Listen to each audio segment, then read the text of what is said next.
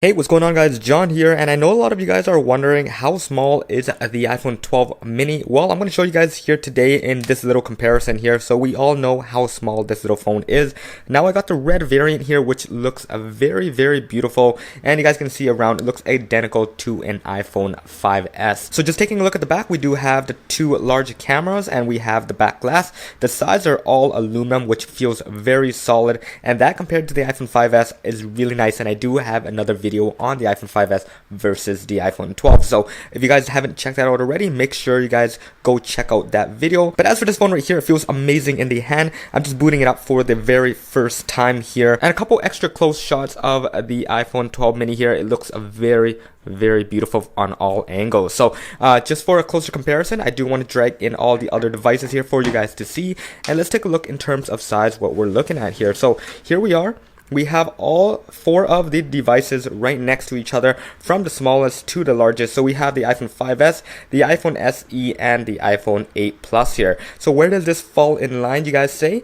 I think it really falls in line right in between the iPhone 5S versus the iPhone 6 or the iPhone SE. Alright, and there we have it guys. Make a judgment for yourself on which one fits you best. But if you're looking in terms of everything small, we're looking at the mini and under. So the iPhone 5S and mini is probably the closest thing in terms of comparison wise. The iPhone 5S is a little bit smaller than the iPhone 12 mini. However, just the feel in the hand, I think this is the perfect size, whereas this one is going on the smaller side of things. So if you do have smaller hands like I do, I think the iPhone 12 mini actually fits perfectly. At the bottom here, you guys will see that it looks pretty much identical to each other. Still the same lightning port at the bottom. The biggest difference is at the back and the front. The back has one gigantic camera at the back, or actually two gigantic camera holes, and then one on the iPhone 5S itself. Now comparing it next to the other devices, you guys probably want to know the iPhone 6S the most. If you're coming from the iPhone 6S and SE, you're not going to notice much of a difference. I think it is a little bit thinner on the sides compared to this one. The width is just a little bit bigger on the iPhone 6S,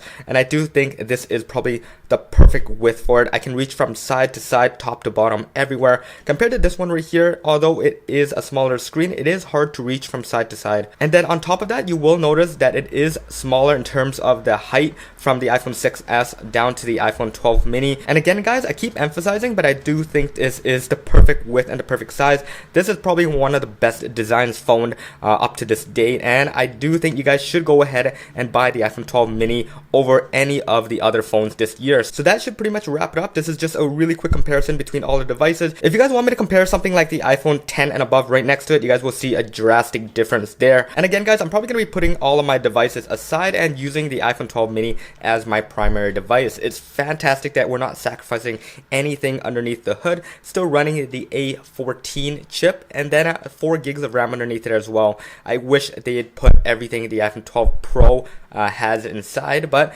this is what we're happy with. And yeah, this should wrap it up for this video guys. If you guys enjoyed it, make sure you guys hit that subscribe button somewhere up top there, and hit that notification button as well for upcoming videos. Once again guys, peace out.